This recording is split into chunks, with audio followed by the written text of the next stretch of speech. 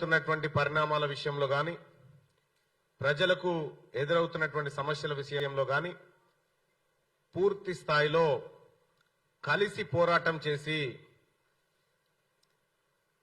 ఈ హైదరాబాద్ ని అలాగే 101,33,00,000 మంది జనాభా ఉన్నటువంటి ఈ తెలంగాణ గుండెకాయని ప్రజా సమస్యల రహిత ప్రాంతంగా మార్చడం కోసం మేము ఇవాళ ముందుకు రావాలని నిర్ణయం తీసుకోవడం జరిగింది. అందులో భాగంగా ఇవాళ ఎంబీటీ నాయకులు గతంలోనే మేము సుదీర్ఘంగా చర్చించుకున్న తర్వాత అంజదుల్లా ఖాన్ గారు మేము చాలా సీరియస్ గా చర్చించుకొని ఈ ప్రజల కోసం ఏం చేద్దామనేటువంటి ఒక అవగాహనకు వచ్చిన తర్వాత మొట్టమొదటిసారిగా మేము ఇరువురం కలిసి ఈ నెల 26 తారీఖు రోజు ఇందిరా పార్క్ దగ్గర రైట్ టు ఎడ్యుకేషన్ యాక్ట్ కోసం తొలి పోరాటాన్ని ప్రారంభించబోతా ఉన్నాం. ఈ పోరాటంలో భారత పార్లమెంట్ లో ఆమోదించబడ్డటువంటి రైట్ టు ఎడ్యుకేషన్ చట్టాన్ని తీసుకురావడం ద్వారా తల్లిదండ్రులకు ఆర్థిక భారం, విద్యార్థులకు సరైన ఎడ్యుకేషన్ లభిస్తుందనేటువంటి ఉద్దేశంతో మేము ముందుకు నడుస్తా ఉన్నాం. ఇది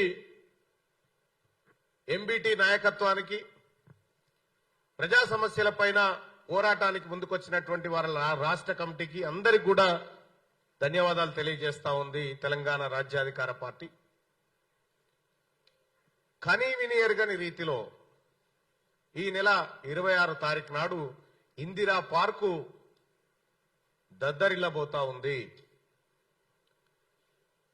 సో ఈ అంశంలోనే ఉమ్మడిగా మీడియా సమావేశం ఏర్పాటు చేసి ప్రజలకు పిలుపునివ్వాలి మన ఇద్దరి తరఫున, మన రెండు పార్టీల తరఫున అనేటువంటి ఉద్దేశంతో ఈ కార్యక్రమాన్ని నిర్వహించడం జరిగింది. అలాగే భవిష్యత్తులో కూడా ఎంబీటీ, మేము తెలంగాణ రాజ్యాధికార పార్టీ కలిసి ప్రజా సమస్యలను మా సమస్యలుగా భుజానెత్తుకొని పోరాటం చేయడానికి ఉమ్మడిగా నిర్ణయం తీసుకోవడం జరిగింది.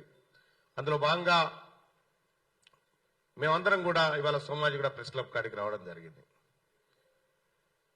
మాకు తెలుసు తెలంగాణ రాష్ట్రంలో ముస్లింల పరిస్థితి ఎట్లా ఉందో మాకు తెలుసు. 1956 से अभी 2024 तक एक मुस्लिम महिला भी, औरत भी असेंबली तक नहीं गया.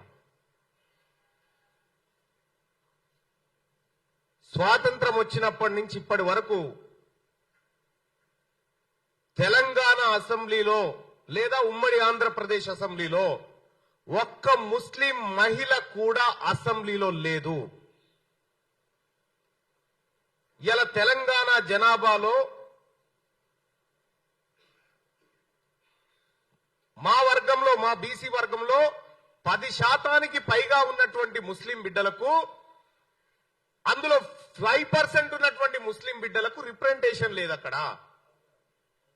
ఇట్లా అనేకమైనటువంటి సమస్యలు మా పోరాటంతో ముడిపడి ఉన్నాయి. అలాగే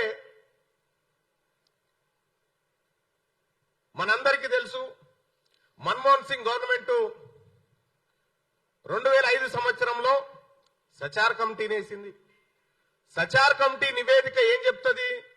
ఈ తెలంగాణ రాష్ట్రంలో, ఈ దేశంలో దళితుల కంటే ఎక్కువగా వెనుకబడి ఉన్నది ముస్లింలు అని చెప్పి సచార్ కమిటీ నివేదిక చెప్పింది. కాబట్టి ఎక్కడైతే పేదరికం ఉందో, ఎక్కడైతే అణచివేత ఉందో ఆ సెక్షన్ల మీద వర్క్ చేయాలనేటువంటి ఉమ్మడి నిర్ణయంతో ఇవాళ రావడం జరిగింది. ఇవాళ మేము ఏదో పార్టీలను విమర్శించడానికో ఇంకో దానికో కాదు.